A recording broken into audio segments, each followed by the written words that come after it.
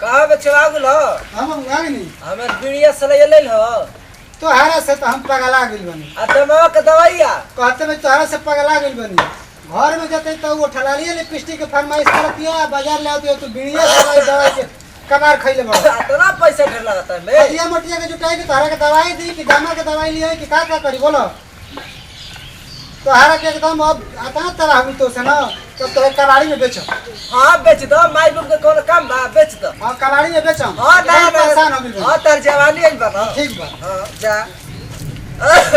आजकल के तो ये लइका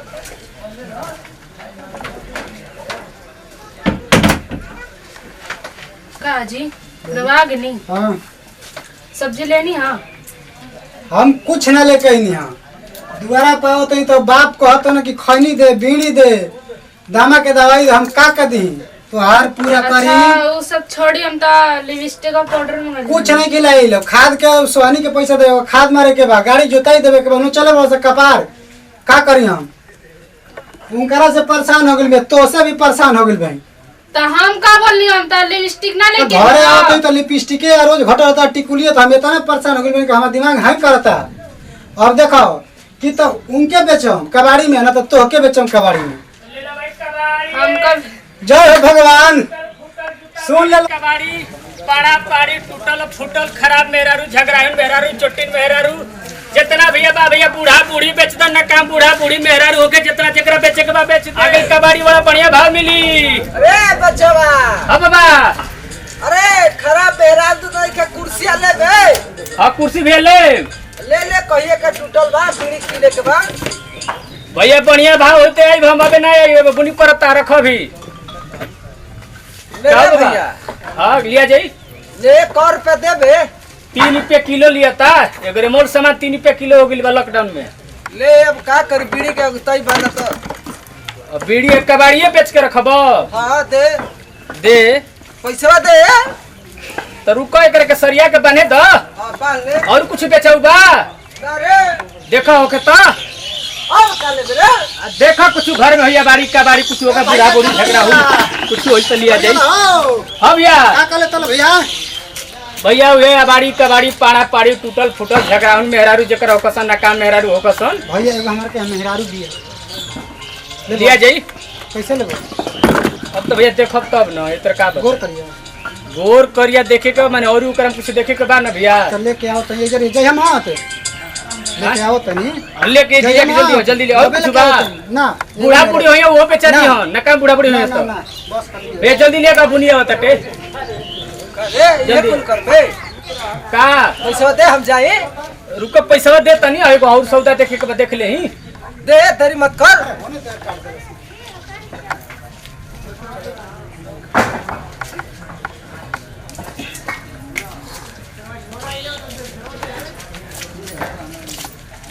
भैया हां भैया आओ भाव देखो भाव करो कागज पत्र बा ना सब ओके कुछ ओके बोला देखो। अब ये कागज पत्र जरूरी बा सामान अभी मान आधार कार्ड हाँ। कर ठीक है बा। भाई जवान ई ना घूम के लिखाओ जला हां हां हां आयु हो ठीक है बा। ना। हां और ये कागज आयु हो इंश्योरेंस बा ना। हाँ। ठीक बा इनके ध्वनि प्रदूषण बा ना। सब सब हां भैया एकदम कागज देखो भैया कबड़िया मिले तो लिखो में पढ़ लिया फिर वापस करबो तो भैया लेब ना ना ठीक बा और कुछ मान ले कि बच्चा बच्चा बड़ा सन कुछ नहीं कर सन अंडा अंडा देली अब तो ना अंडा ना देली तब तो भैया दाम भैया कम लगी। ए भैया तू कता ना देबो? ए भैया मान लो एन सर कहते भैया मान ले कहले जो कुछ ना देली ना अंडा देली ना कुछ देली तू बोला कितना देबो? भैया हम मिला जुला के मान चला 3 रुपया दे 3 रुपया में हम का कर देख ना ना ना जाई ना रुको रुको रुको तो के हटावे के भैया जैसे सौदा रे भैया वैसे ना दाम लगी मान बढ़ जा। अरे ना भैया बड़ी कमी उनका मिले कुछ बढ़ जा। अब का बताई डाइट उड़ गेल बा देखो तनी हम माने अंडा जे निकल ना का करते रे? हम बेचता ही का बेचत रे? हम अपन मेहरारू काहे खातिर रे? बेचम हमार कपार खा गेल बियो तोरा का हम ना बेचली तू हमर दाई ले रे। ना हम बेचम का ओके बेटा भैया हमार मेहरारू सुनो सुनो ए? सुनो का जानता धरो संगे संगे तू जा भैया इनको के लेबो आ इनको के नहीं ना भैया अरे बाबू सुन ए का रे तू रे ए झगड़ा करबो होने हट मत मैंने मैंने बनाई ए भैया हम क्या करना ले हमार मेहरारू हां हम बेची का के बेच अच्छा कुछ करी हां तोहारो से का मतलब तू बेच रखबो दे। तू रखबो खबर ना बेचै हम बेचो अरे ना बेचै रे हमार मेहरारू हां ना तो बोलो तू खर्चा चलाइबो रखबो सब कुछ करबो तो छोड़ दे ना हमारे से ना हो रे ना तो हम बेचो काहे का बेच बेचबे करम मार के खराब कर हम बेचो बात हो बोल गई रे बोल रे हैं चाहे सुनो मारो चाहे कुछ करो हम बेचो करे तोरा हम आवाज बेचो। ना मिलल हां तो हमार तो ये काम बाड़ी कबाड़ी खरीदो तो हम तो खरीदबे न करब तोरा चल। बेचे बेचे के तू मत बेचो हम बेचम तो हाँ। बेचम हां ए पैसा भैया दो अनारो तो भैया पैसा दो हैं कागज ले लो ना कागज भी ले ले लेबे पैसा दो ए बे हिनका के हमरा ले हम उनका के ले खाली जे केना लेबो ना भैया मंडी जाए तो में ई अपन दुआरी पर ना भैया मंडी में इनका दाम ना लगी ये दुआरी पर छोड़ देंगे रख नहीं हमरा के ले खरीद कर दाम लगी हम तो ना मानो बेच के छोड़ के चल ए भैया सुनो भैया छोड़ के चल भैया ए भैया तू पैसा दो ना एक बुढ़वा के नजर ले ये तो 3 रुपया हम दे ए भैया तनी कुछ बोल जा कहां से बोल भैया खाली मारा ही खा अरे भैया उनके कमारे तो उनके देखो सुना उनका डाइट उड़ गेल बा ट्रांजिस्टर खत्म बा सब उड़ गेल बहुत से हम हां कोनो इनकर दिक्कत ना उनका रेसेंटर लिखी दे भैया हम हां तोर दाम सही बा नहीं बोल बा जइबा ही जाले तू तू चल हम कर संगे पैसा लेते तू पैसा दो ना पैसा भैया तू ले लो पैसा दो अब तारे कुर्सी ले ले बनी ना हाँ। आ देखो हे में सिक्का भर ले बनी रे हटा ना कहां कर रे मेहरारू हमके पैसा मिले के चाहिए पैसा ले हे नकालत में काय कर खले बड़ा दुआ मत ले हटा हटा ना हटा ओने हटाओ हम फेंक के कबाड़ी आदमी के ले कोने फेंक दे जलता इधर पैसा दे पैसा। ए हम के धरवा हम रख लेके जाई हम पैसे रे ए हो धर हम रख ले रे हटा ना तो देखो हम ते तू एड़ा समझ उसके गया 5 मिनट के बाद है ना हां रे धर हम कर दे अभी हम तार के खले बनी 3 रुपया में जा के ना चला भैया बाड़ी कबाड़ी पाड़ा पाड़ी टूटल फूटल खराब मेरा रू निमन मेरा बदलेन सब होता जकरा भैया मेरा रू किने के बाद बेचे के बाद झगड़ा मेरा रू बन से बदल दे जा भैया और कोई कबाड़ी बेचे के बाद हो कल तो हो भैया भैया लोहा टीना पाड़ा पाड़ी खराब मेरा रू झगड़ा मेरा रू नका मेरा रू अदलेन बदलेन सब होता मेरा रू खाली किनबे करला कुछ बेचबो करेला ना भैया बेचबो करिला बेचबो करला हां ए सुन ना तनी ना बोलन भैया सुना ते कर में ले जाए कौन बात बोलो अन्य हमनी के एगो ले ले बड़ो मेरा नु हमनी के बेचबो हम करे के काहे ना बेचब दाम मिल बेच दे बकरा ये काम ये तो हमनी तो होते रही हम तो मरते बताओ काले कहे नहीं लो ए बे तो रुक देखे दो तू कता का देख लो भैया कुछ ठीक बा कागज पत्र का तो मोल दिखा दे कागज पत्र बा ना? भगवान दिखा दे यूज लिखे ना अब कुछ ना सब ध्वनि प्रदूषण लाइसेंस ले लो सब बा।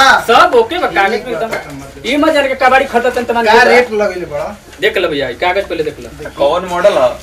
का भैया मॉडल कौन है बताइए तब ना मॉडल पूरा था भैया ठीक बा 2008 ढेर पुराना हो गया तोरा के ढेर पुराना लगता देखत तो गाड़ी चमकतिया तर के पुराना लगता कागज पत्र हिला देखो बात समझ तड़ जा ए भैया बोनी पड़ता भैया गाड़ी तो चमकत है लेकिन मॉडल पुराना अगर बार चलावल गाड़ी नहीं है हाँ तो ठीक बात चलो ठीक बोलो बोलो कागज रख पहले का रेट में देबो भाई 400 रुपये दाम रख ले बनी 400 हाँ भैया 150 रुपए लेबो 150 रुपया आज बड़ा मछली खरीदे जा मछली खरीदते ना जा चुप रहो। रिजर्व पे गाड़ी ले हम लेबो 200 दे 200 दे हां नहीं बढ़ा जा पता नहीं मेरा फरिए अरे 500 नहीं बोला 500 में मरते का मिली मरते 500 में चप्पल मिलता है घरी का कतल और 16 चक्का में लगा दे तो साला 500 के बिका जी ए मरते भैया 600 रहे 800 रही 800 रही बहुत जाता हो भैया डाक भैया रही तब डाके हो जा 5000 मार रही बोला 5 रुपया और कोई बढ़े वाला भैया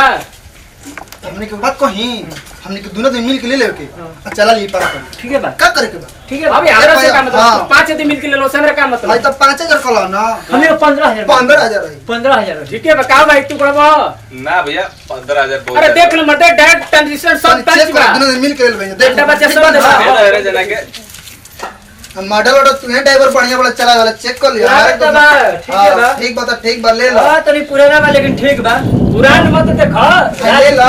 कोनो दिक्कत नहीं कागज खेल ले ले लो, तो फिर कागजवा तो हो भैया अभी आप पैसा हो पैसा तो पहले कागज दे बताओ कागजवा दे भाई के ला साइन कर ले देखो भतार काट हो ना अच्छा हाय देखो कागज पत्र बता देते देखो हई गाड़ी के इंजन के कागज हो ठीक बा अच्छा हाई करब देखो ये इंश्योरेंस हाँ। आ ध्वनि प्रदूषण ठीक ना रोड परमिट एकदम टोटल टंच बा ये भैया एक कागज पे तीन चुनने वाला तीन अरे रहला। तो देख ना पहले अखिया फूटल बा तो अलग अलग एक कागज बनल बा देख ले हेजे से देखा है ना बा ना इधर प्रदूषण हो गई हेने लाइसेंस हो गई आ हेने ले देखो है उनका लाइसेंस रही माने गाड़ी कागज हाँ, ओके बा हाँ। मन पर करावे के नहीं के बस खाली हो गई कौन दिक्कत ना भैया कोनो दिक्कत पैसा भैया देखो इनकरा के चेक दे देवे का कि पैसा दे देवे दे दिया हां भैया चेक लेबा के माने पूछला है किसी है तो देखो भी चक दे भैया मान के लॉकडाउन में भज जाओ तब ना बकरी बेचले वाला जा चेक धइले बन बकरी बेचले वाला जा बकरी बेचले रही जा 3 करोड़ नहीं क्या तुम ना भैया बहुत बड़े व्यापारी अच्छा बड़ी दूर करो ना चेक दे दे कोई इनकरा के पैसे देबो से कोई ना देती है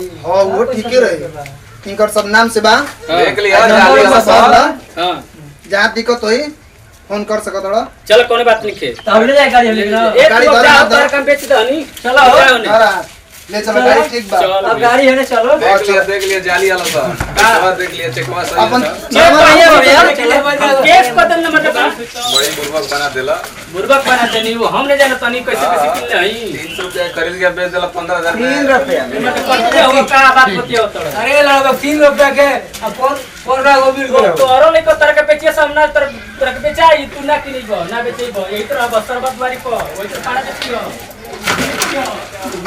कर भोजपुरिया भाई लोग आप सबके गोड़ छू के हम गोड़ लगा तनी हमन के एक बार फिर अपना अभिलाषा प्रोडक्शन हाउस के पूरा टीम के साथ हमके आइल बनी जा और अगला वीडियो में वो सब बहुत प्यार दुलार देते नहीं जा और यही वीडियो के हमन के थोड़ा मजाकिया मूड से बनेले बन जा और एकरा के बढ़िया से देखी जा और कमेंट में लिखी जा का गलती बा का सही बा हमको और एकरा से अच्छा वीडियो बनावल जाई और हमन के चैनल के थोड़ा लाइक सब्सक्राइब जरूर करब जा हमन के पूरा अपनी टीम के साथ बनी जा हमन के फिर अगला वीडियो में मिलल जाई लेकिन घंटी भी आओ जरूर देव जा जय हिंद जय भारत कबाड़ी भी ऐसे तो खरीदिया जा ठीक बा बढ़िया रही